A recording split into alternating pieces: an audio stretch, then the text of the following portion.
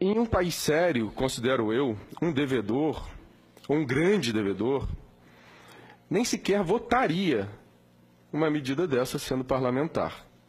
No Brasil, nós acabamos de ver, e recém foi aprovado, um parlamentar que é grande devedor, deve 67 milhões de reais, ter sido designado, é da base do governo, do partido do governo, ter sido designado para ser o relator da MP 766.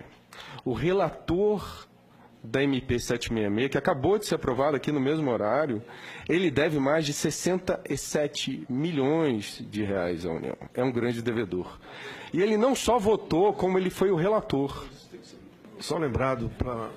Quem é o relator mesmo? É o Newton Cardoso, de Minas Gerais. Newton Cardoso, de Minas Gerais.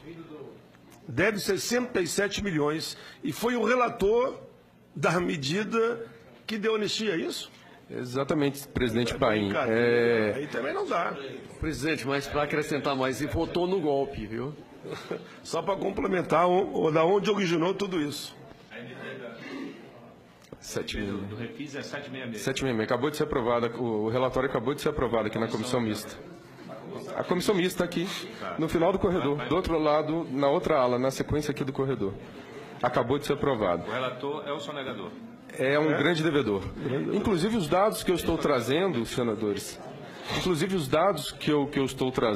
eles foram publicados, eles foram tornados públicos na segunda-feira da semana passada, na Folha de São Paulo. A Folha de São Paulo, via PGFN, porque os dados, como eu disse no início, são públicos, estão no site oficial da Procuradoria-Geral da Fazenda Nacional, lá estão os dados de que esse parlamentar deve mais de 67 milhões. São dados públicos, à disposição da internet de qualquer cidadão. E a Folha de São Paulo denunciou isso na segunda-feira da semana passada, em matéria muito interessante. Mesmo assim, o governo anuiu que ele continuasse como relator e tem toda uma situação por trás, nos bastidores, de permitir que um programa de parcelamento, que inicialmente não deveria nem existir, porque prestigia o mal pagador em detrimento do bom pagador, o trabalhador, por exemplo, ele não tem nem como não pagar, ele já é descontado na fonte, já tem descontado na fonte seu imposto sobre a renda. O trabalhador também, o pouco que ele recebe do seu salário, ele gasta com bens indispensáveis à subsistência, que são severamente tributados, porque no Brasil a tributação incide sobretudo sobre o consumo, ao contrário dos países desenvolvidos. Então aqui o trabalhador, o assalariado, ele já é bem penalizado no dia a dia. Então, esse pequenino não tem nem como parcelar, porque ele não tem nem como dever. O grande, ele deve, ele se vale do parcelamento, e o governo enviou essa MP 766 com esses parcelamentos já com vantagens. Não fossem essas vantagens suficientes, é designado relator um grande devedor, e esse grande devedor, o que acaba de apresentar no seu relatório que foi aprovado por unanimidade?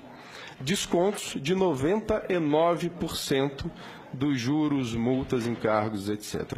Ou seja, um grande devedor acabou de apresentar um relatório para anistiar as suas próprias dívidas em multas, juros, encargos.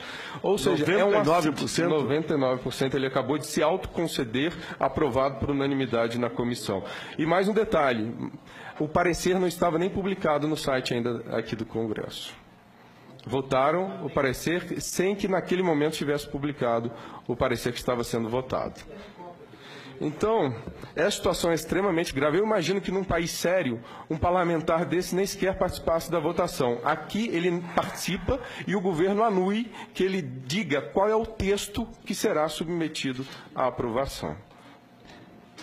Nós precisamos levantar quais são os senadores que têm dívidas pendentes, não é? Exatamente. Nessa reportagem, senador, publicado na Folha semana passada, na segunda-feira, se me permite, existe um levantamento dizendo que são 3 bilhões de reais apenas de dívidas de parlamentares aqui. Apenas deputados federais e senadores devem um total de 3 bilhões. Os parlamentares, fora o grande capital que eles representam. Ou seja, estão legislando em causa própria. Exatamente. Fazendo lei para beneficiar as próprias dívidas, para anistiar, para extinguir as próprias dívidas. Exato. Então, apenas para fazer essa denúncia também, gostaria de dizer que estão usando dinheiro do povo para financiar os seus próprios benefícios. Enfim, existe dinheiro, existe muito dinheiro, existe um órgão responsabilizado pela cobrança, sucateado e cada vez mais sucateado, porque não há interesse do governo que esse dinheiro seja cobrado.